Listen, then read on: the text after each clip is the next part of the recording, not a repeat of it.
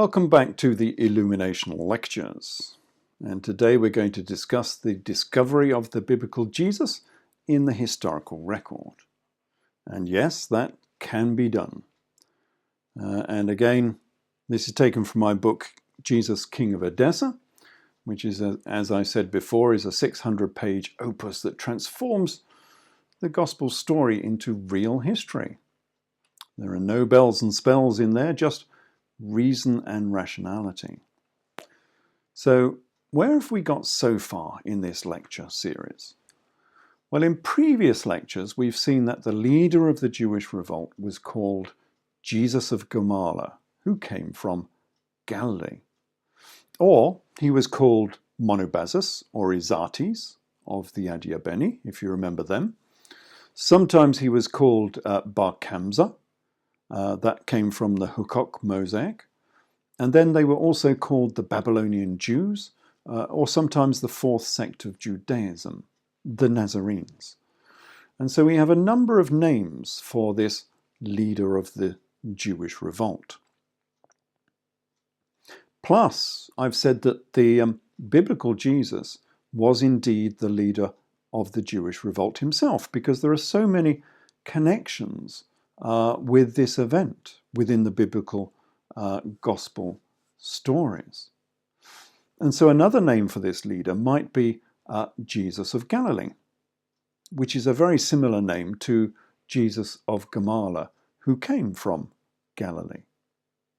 And as we saw in a previous lecture, Jesus of Gamala married Mary Magdalene, and we know that because the Talmud says so. And you can see the great similarity between these supposedly two separate stories. But none of these names that we've just looked at just now, none of these names or titles for this leader mention Edessa, that important city up in northern Syria. And with good reason, I suppose, because Edessa has been deliberately deleted from history by Josephus Flavius on the orders of Emperor Vespasian, so that you don't know who this monarchy really are. And they were deleted for two main reasons. Firstly, because the Edessans started the Jewish revolt. We have that from Josephus Flavius, who says so. And so Rome wanted to delete these rebels from history to prevent further revolts in the Roman Empire. And secondly, they were deleted because the Edessans were too closely connected to what became the biblical story. And so the subsequent Catholic Church continued this cover-up. And so the centennial cover-up of Edessa became the millennial cover-up of Edessa. And that has continued right up until the current time. So let's look at the Edessan monarchy in some more detail then. Now, the founding father of the Edessan monarchy, as far as my books actually say, was King Abgarus Okama V, who you might not have heard of, but here is a coin of Abgarus. And the legend is in Greek, and it says Abgarus Basileus, which means King Abgarus. And these are from a later era, but all of the Edessan monarchs wore the same royal regalia for more than 2 centuries. And so this image is representative of what these monarchs would have looked like in the 1st century. And this second coin is perhaps the finest in circulation.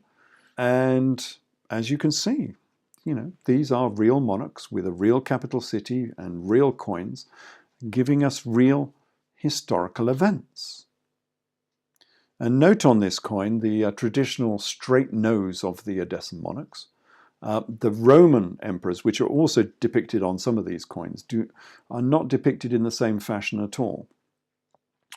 Notice all the royal crown of the Edessans and the diadema headband. You can perhaps see the tassels of the headband just behind his neck there. And again, the legend is in Greek on this coin, and it says Abgarus Basileus, King Abgarus. Well, now we can probably see why the nicknames for the leader of the Jewish revolt were coined. Remember, we've just been through this, that the pseudonyms given for the leaders of the Jewish revolt included the titles Gamala and Kamsa. And yet most Talmudic nicknames are a simple play on words. So we're just looking for a simple play on words here. And in this case, I think Gamala and Kamsa were both derived from Karma, which was the title of King Abgarus o Karma. And so, well, this is important because it confirms that all of these names refer to this same monarch and the same monarchy. So they refer to King Abgarus, who was the founding father of the kings of Edessa. And some modern historians will say that Abgarus o Karma means Abgarus the Black. But this doesn't refer to black skin, as is often said. It refers to Cam, the original name for Egypt. So Abgarus o Karma means Abgarus of Egypt, which is correct because King Abgarus was descended from Queen Cleopatra VII, as we saw in Lecture 1. Do tune into that lecture because it's very interesting and it shows the ancestry of this particular monarchy. So King Abgarus had two sons in the 1st century, and they were King Manu V and King Manu VI. And here is a coin of one of those monarchs. As you can see, it's a little bit rougher than the previous ones because this is an early coin. Some historians have said that this coin is from the 2nd century, but since it's of such poor quality and the legend is written in Aramaic, it is highly likely to be an original 1st century coin. And thus it will be a coin of King Manu V or the 6th. And the legend on this one is in Aramaic, as I say, and it reads Manu Malik, or King Manu. So we know who this particular king was. And we'll come across this particular king later in this lecture. So the sons of King Abgarus of Edessa were called Manu. But Josephus has a different name for them, and he calls these sons Izates and Monobazus. And Monobazus, as we've seen before, is a Greek title. It's a bastardized Greek title, meaning Monobasileus, the only king. While Izates is said to mean angel or divine being. But as I said before, it's probably actually Aramaic for strong horse, and therefore it's the same as the Greek Hippocrates. Remember that Mesopotamia used to speak Greek until probably until about the 1st century BC, and then the lingua franca, the common language of Mesopotamia, slowly turned into Aramaic due to the Parthian invasion of the Greek Middle East. So Izates could be an Aramaic translation of a Greek name.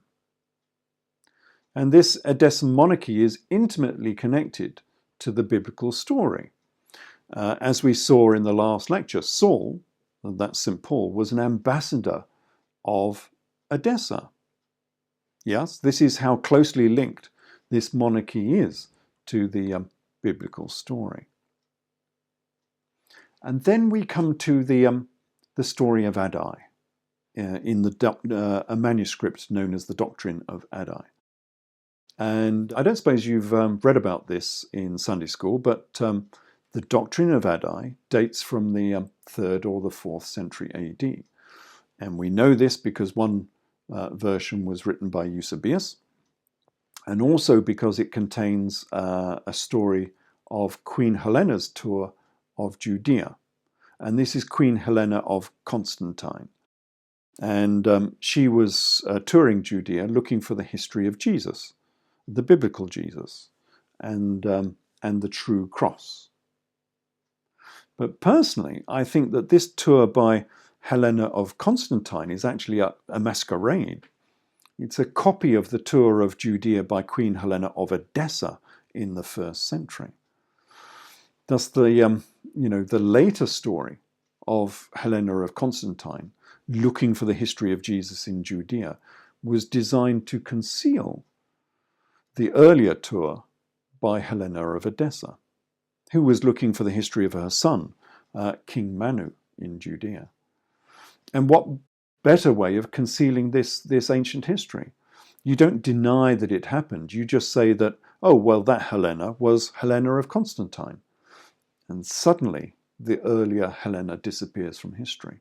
And this is probably why you haven't heard of the earlier Helena of Edessa.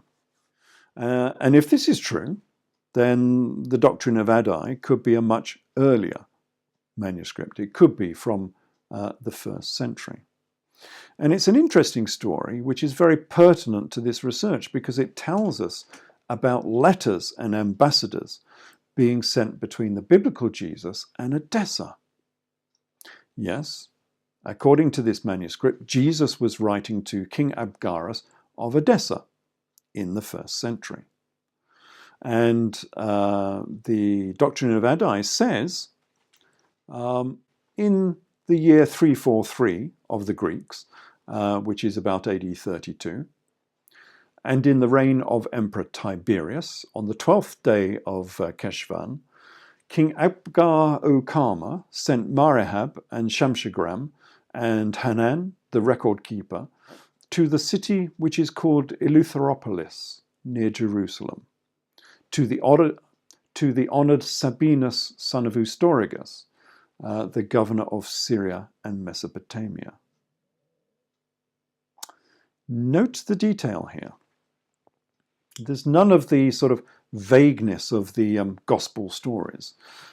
We don't have to invoke a 40-year period of oral transmission to explain this vagueness, because Judea was supposedly illiterate, as many historians say. But of course, Judea was not illiterate. I mean, you've only got to read the erudite and comprehensive works of Josephus to see that. And this story by the Doctrine of Addai is in the same vein as Josephus. It's very detailed. It has a lot of real history in it. So anyway, ambassadors are being sent from Edessa to Jerusalem in the 1st century to see the Roman governor. But the story continues, and it says, when they entered Jerusalem, they saw Christ, which means the king, and they rejoiced. But they also saw the Jews who were standing in groups and considering what they should do about him, for they were disturbed to see that a multitude of people followed him. The envoys of Edessa were in Jerusalem for 10 days, and Hanan wrote down everything which he saw that Jesus did. Eventually they departed and came back to Edessa and entered into the presence of Abgar the king. So you see the close relations that probably existed between Edessa and Judea in the 1st century. Now, theologians will often say that this story is apocryphal, it's fictional. But I think that's mainly because it contains too many problems for the Christian creed. But we've already seen the many links, the many close links that exist between Edessa and the biblical story. So this manuscript is just a continuation of what we already know. Anyway, King Abgarus was impressed with the reports about this political and spiritual leader called Jesus. And so he wrote to him, mostly about a cure for leprosy, but other things as well. And so there were many letters exchanged between King Abgarus and Jesus down in Judea.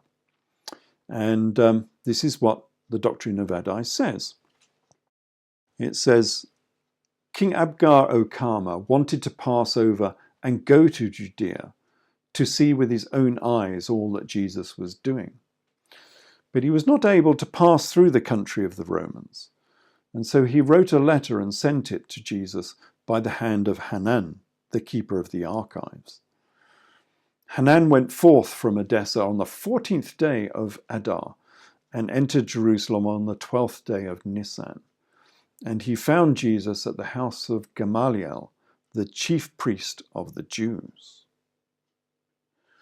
Note the great detail once more. Great historical detail and chronological details. And most of this is historically correct. It says that King Abgarus of Edessa could not travel to Jerusalem. Well, that is probably correct because Procopius, he is a Roman historian, says that the Romans had kept King Abgarus as a hostage in Rome for 7 years in order to ensure the fidelity of the Edessans. And so it's likely that the Romans didn't fully trust King Abgarus, and so he was subject to travel restrictions to prevent him stirring up trouble in Judea. And the passage also says that Jesus was found at the house of Gamaliel. And this is the Gospel Gamaliel from Acts 5:34. He's the aristocrat and member of the Sanhedrin who defended the disciples against charges of heresy. And he was also probably the Gamaliel who was the tutor to Saul, St. Paul. So again, we see the many connections here between Edessa and the gospel story, and that the doctrine of Addai is probably historically correct in a lot of what it says. So Hanan, who was now in Jerusalem visiting Jesus, made a portrait of Jesus to show to King Abgarus. And here is an image from an ancient manuscript showing Jesus giving his portrait to Hanan. And this portrait was probably the Mandilion, a name which may mean handkerchief. We're not sure about that, but it may mean handkerchief.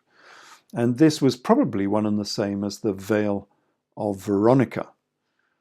Now, the Veronica image was said to be miraculous, whereas Hanan's portrait was a painting made with the choicest of pigments, as the document says.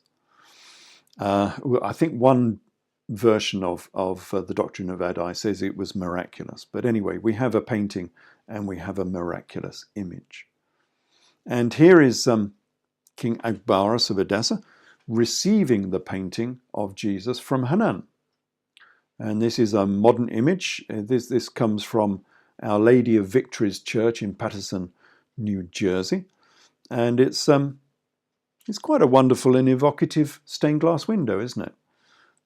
Nice to see new modern stained glass windows being produced that of such fine quality. And here again is King Abgarus of Edessa holding up this same portrait, or the miraculous Mandilion. And this again is another modern image. This comes from a Russian cathedral. And so this story of the doctrine of Addai is still recognized and venerated in certain Christian denominations. But of course, we don't have this portrait anymore, and the story is often said to be apocryphal. But within the doctrine of Addai, it is said that the portrait was hidden in the walls of Edessa in the 1st century. And it stayed there until Khosrow II of Persia discovered it in the 7th century. And so then it remained in the hands of the Saracens for 300 years until Emperor Lecapenus purchased it in the 10th century. And here is the Mandilion arriving back in Constantinople in the 10th century AD. And this is taken from the manuscript of Johannes Stylites, or John the Stylite. It comes from the National Library of Madrid, this particular one. Interestingly, this particular manuscript was preserved in the Chronicle of Zuchnin, which is important in this research because the Chronicle of Zuchnin is one of the few chronicles that records the history of Edessa. And of course, I use that quite a lot in my books. And viewers might ask, actually, what is a stylite? Well, here is a stylite. A stylite is a hermit who sat on the top of a pillar for the whole of his life. And pilgrims used to come and give offerings, which were pulled up on ropes to the top of the pillar. Although I dare say that the stylite probably came down again when nobody was looking. Otherwise he would be stuck there for the whole of his life. But these stylites were very popular in Eastern Christian churches. And here are some photos I took of very early stylite pillars. This particular one comes from Antioch Orontes. It's on the shores of the Mediterranean. And it comes from a monastery just to the south of Antioch. And the stylite pillar is that base of the pillar you can see right in the center of the photo there. And this is the second one. This comes from the Haran Basilica, which lies just to the south of Edessa.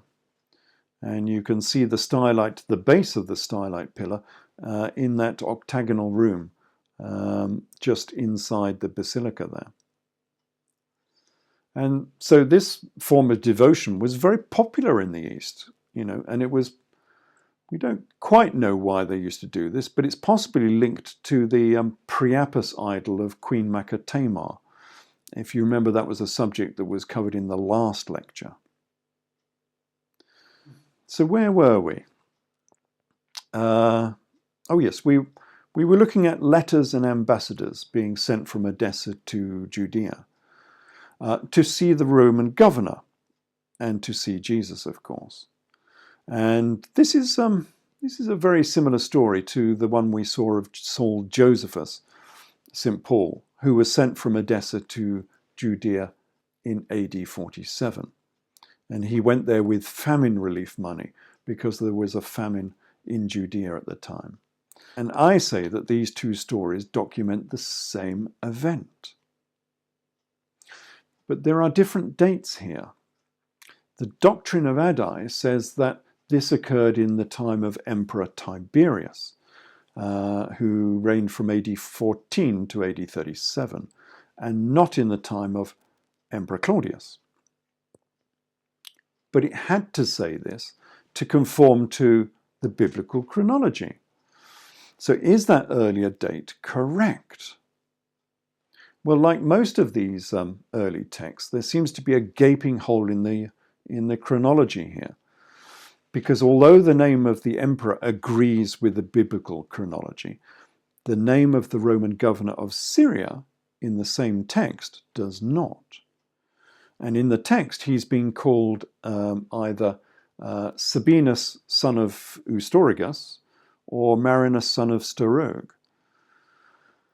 But this is not correct, because the three governors who reigned during the time of Tiberius were Lucius Lamia, Lucius Flaccus, and Lucius Vitellius. So who was this Marinus Sabinus character? Well, after much research, I found that there was a Roman governor of Syria who was the primary student of Masurius Sabinus. And he took over the Sabinian school of law in the 1st century. So we appear to have found our Marinus Sabinus. And he was actually called Cassius Longinus. And he was the, as I said, the leader of the Masurius Sabinus school of law. Now, there is only one problem with this identification, and that's that Cassius Longinus was the governor of Syria in AD 45 to AD 49. And while this does not fit very well with the biblical chronology, it fits in very well with the famine of Judea in AD 47. And therefore it fits in very well with the journey made by Saul from Edessa to Jerusalem in the time of Claudius. So the doctrine of Addai is being slightly disingenuous here, as most of these early documents are. It says that letters were being sent from King Agabus to Jesus in the time of Tiberius in order to suit the gospel chronology.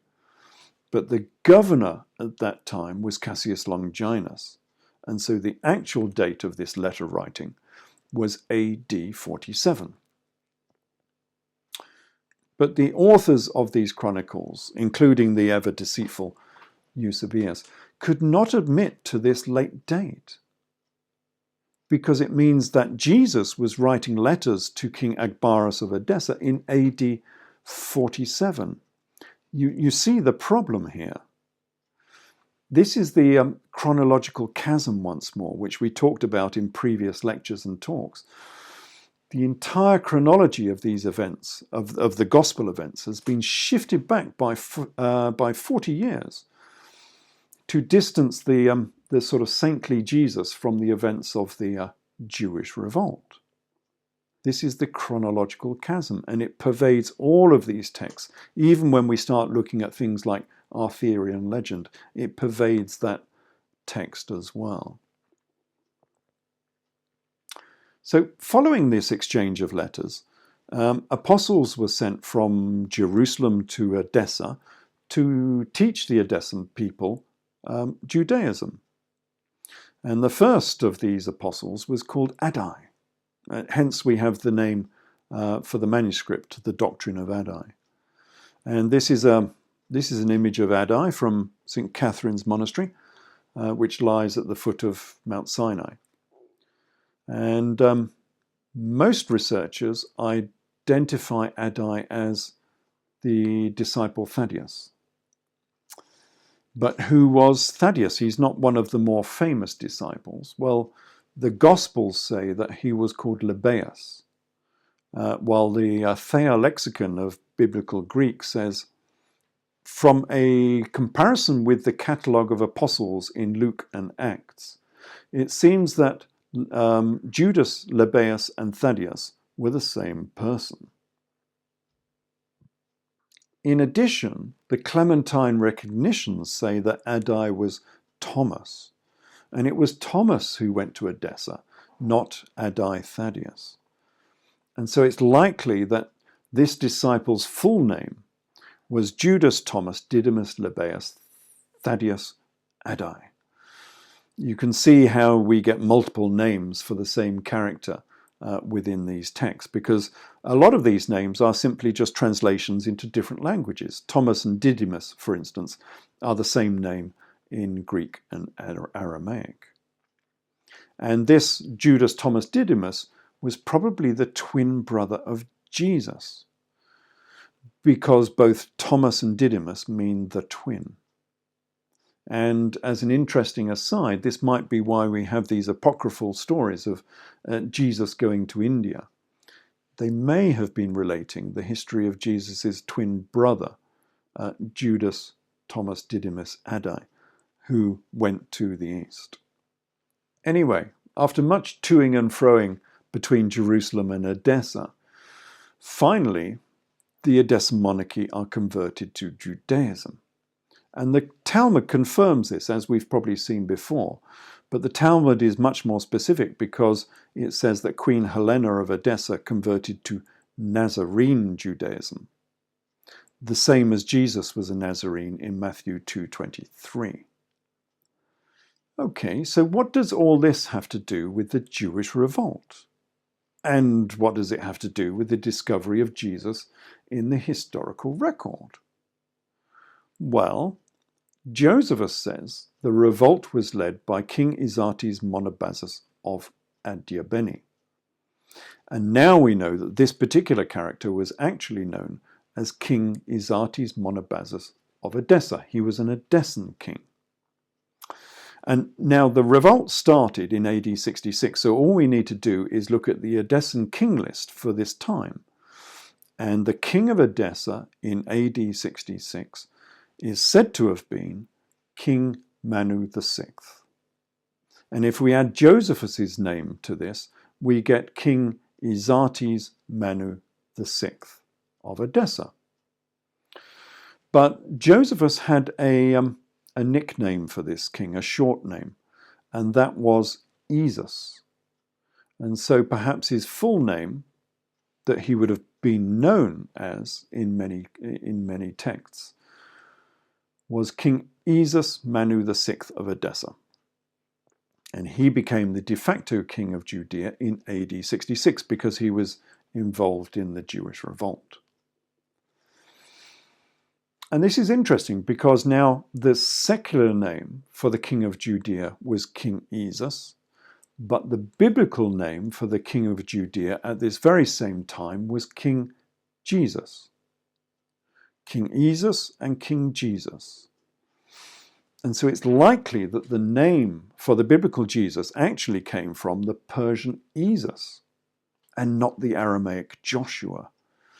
And this is probably why Jesus is called Issa in Arabic, because Issa comes from Isus, not from Joshua. But of course, the biblical scribes could not admit that Jesus had a Persio-Parthian name, and so they invented a rather spurious link to the Aramaic name Joshua. In addition to this, Jesus also had another title, which is a little less known perhaps. And that comes from Matthew 1:23, which gives a prophecy. And the prophecy says, "Behold, a virgin shall be with child, and she will bring forth a son, and they will call his name Emmanuel," which means God with us. Which is a wonderful prophecy, except that nobody ever called Jesus Emmanuel. And so the prophecy that foretold the new Messiah was wrong. And so you might say the whole of the New Testament is meaningless because it was based upon a false prophecy. Or was it? Actually, it's possible that this is the final piece of this jigsaw puzzle.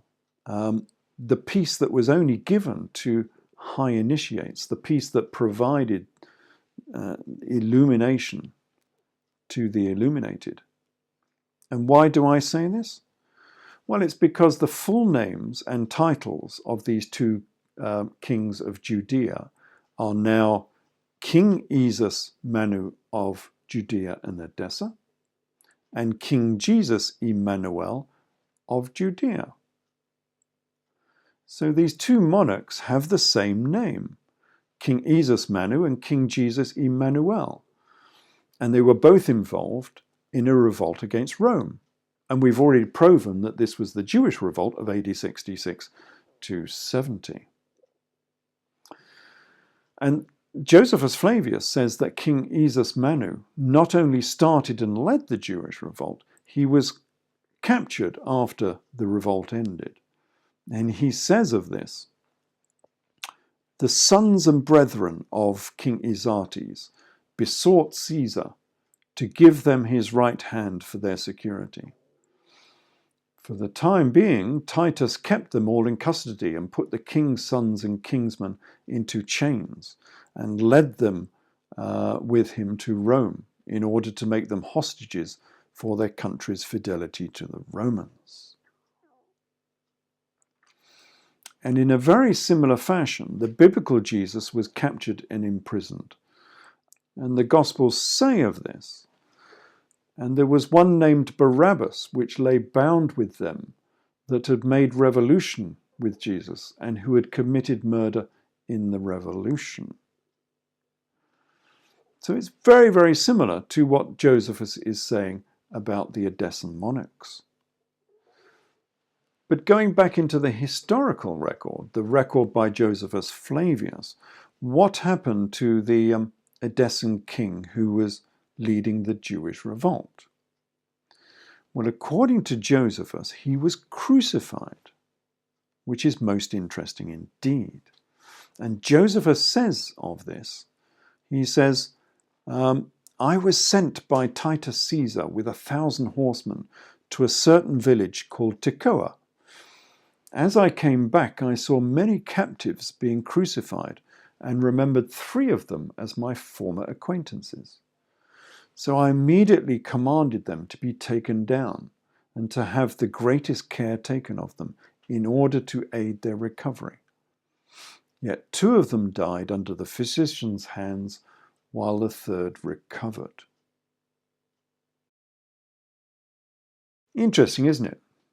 Now, before he changed sides, Saul Josephus had worked for the Edessan monarchy. Indeed, he had been the Edessan ambassador, as we've seen previously. So the former acquaintances of Josephus that he was talking about here had been the kings and princes of Edessa, the very people who he saw being crucified on his journey back from Tekoa. And yet Josephus arranged for them to be taken down early from the cross.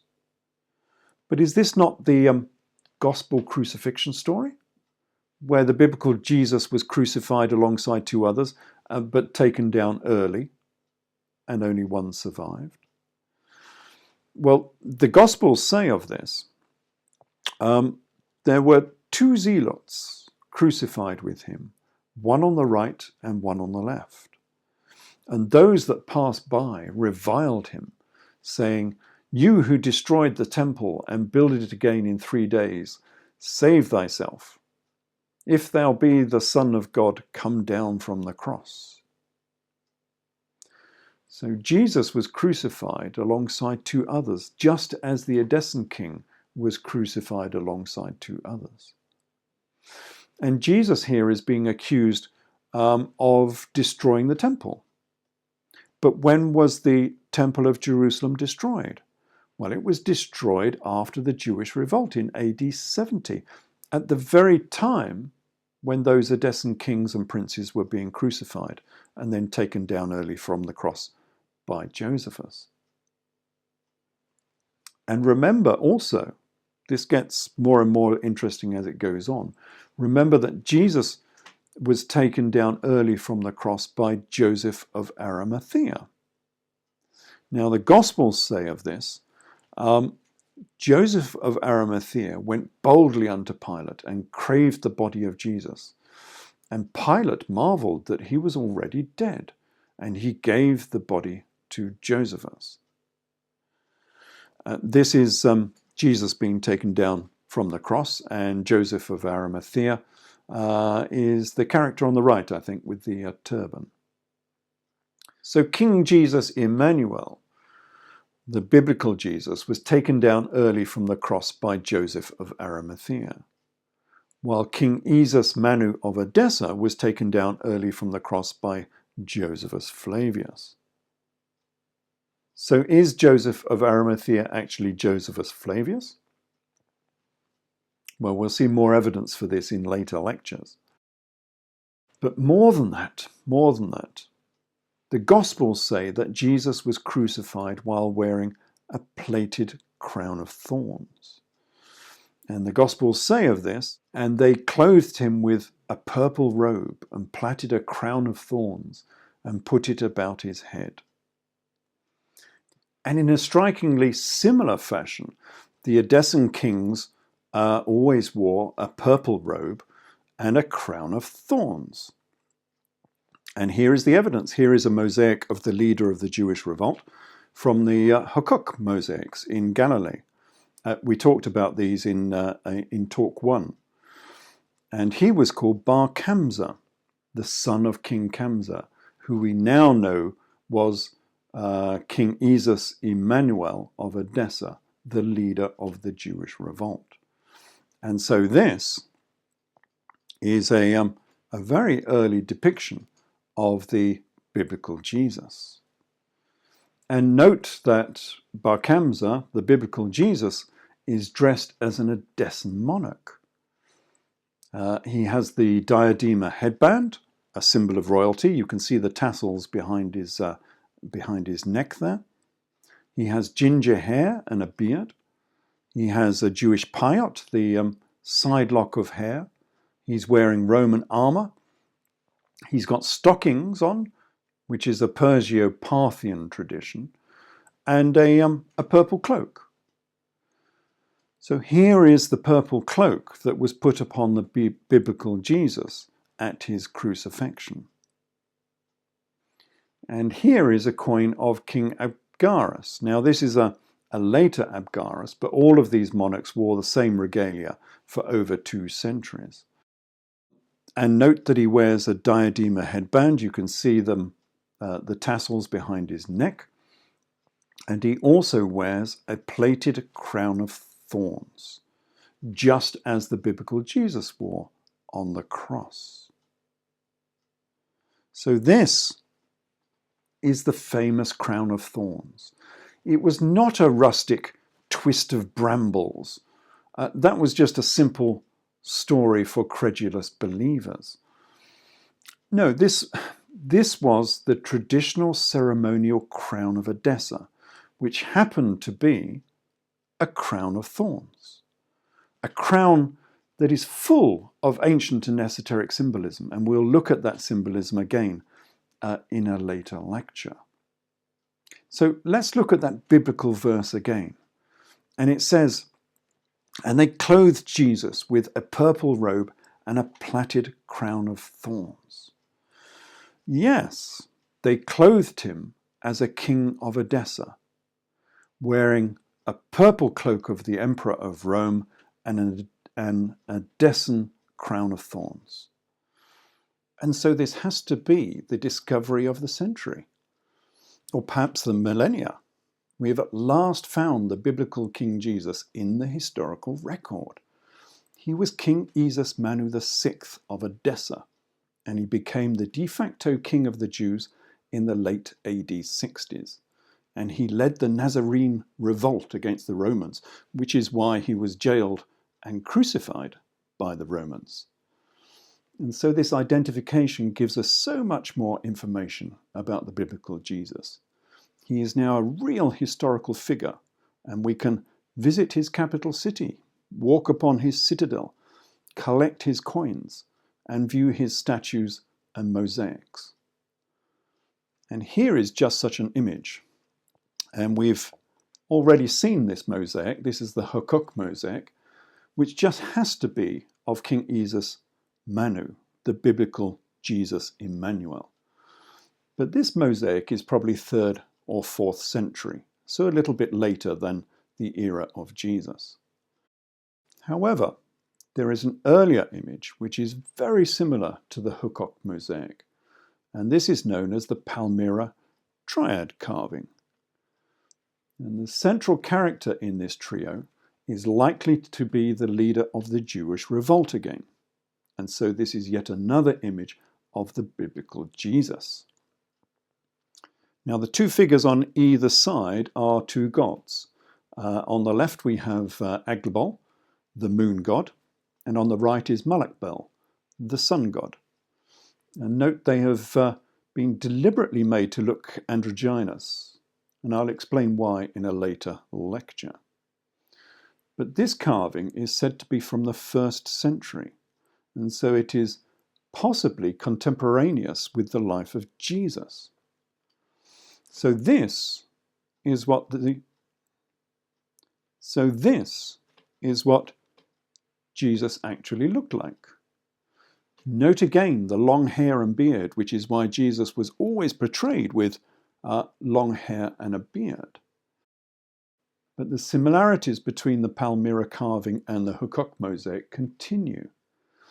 Note the diadema headband with the tassels behind, the same as on the Habakkuk mosaic. And then there is the Roman armour, and even the Perso-Parthian leggings that we talked about. And then there is the cloak fastened with a circular fibula, and no doubt that cloak was originally coloured purple once more. But do remember that only the Emperor of Rome was allowed to wear a purple cloak. Anyone else wearing one was effectively saying that they were the equal of the emperor, and that they were sort of sending out a signal of rebellion, which is why King Yuba I of Mauritania was executed for wearing one. And so now we know why these gospel events happened, and the full story goes something like this. In AD 4, the royal family of Queen Theomusa Aurania was exiled from Parthia and settled in Edessa, close to the Euphrates. And there they built a successful city-state, which was known as the Osrhoene, the Kingdom of Edessa. And this was started off as a tax-free buffer state between Rome and Parthia. But Emperors Claudius and Nero tried to tax them, and this started a tax dispute with Rome. But moving on to AD 66, and it was quite obvious that Nero was a dead man walking, and he had no heirs.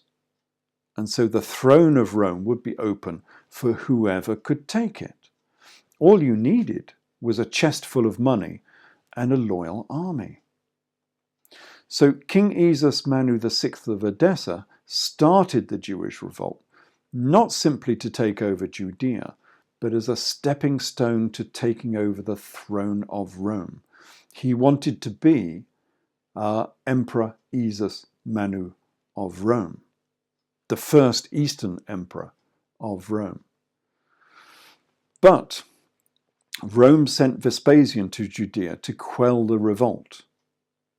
And then we had the year of 4 emperors, where 3 emperors were deposed in 1 year.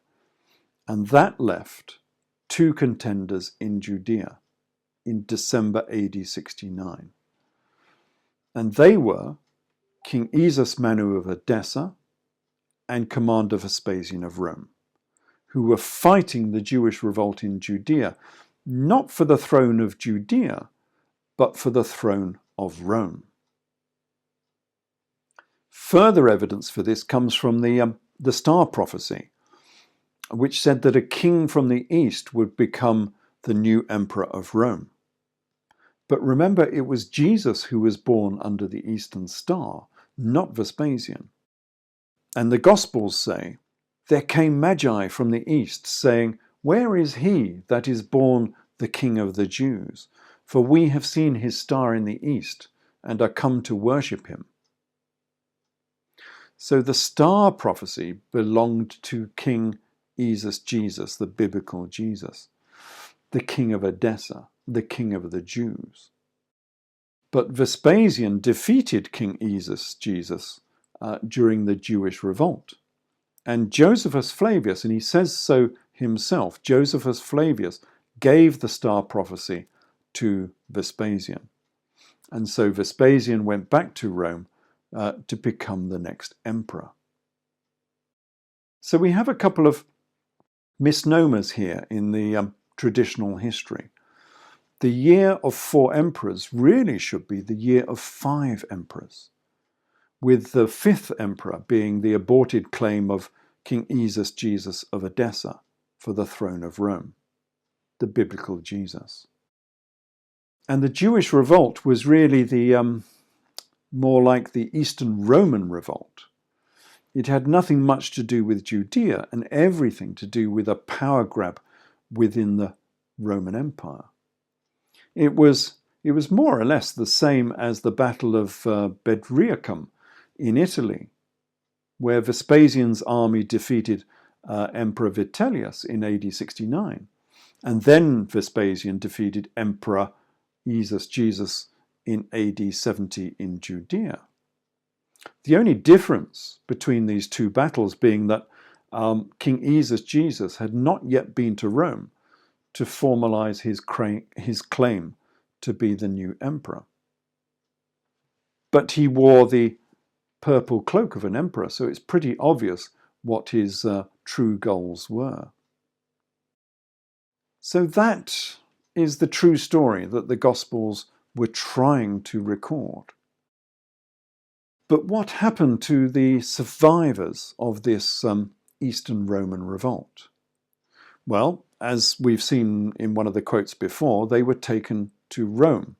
And in later lectures, we will explore the possibility that they were subsequently taken to Britain, to be as far from their power base in Judea as was possible within the Roman Empire. They were taken, I think, to Fortress Diwa, which is modern Chester in Britain. But we'll talk about that later. So this is the true story of the Gospels. It had nothing to do with a pauper Prince of Peace. a carpenter with charisma. It was actually a real secular history about the events of the Jewish revolt. But the story was neutered and sprinkled with fairy dust by Saul Josephus on the orders of Emperor Vespasian. And it was this that became the basis for a new religion, Saul Josephus's Judaism for Gentiles, or simple Judaism, or what we now call Christianity. So I hope you've enjoyed this illumination lecture, and you can join us again next time. Thank you.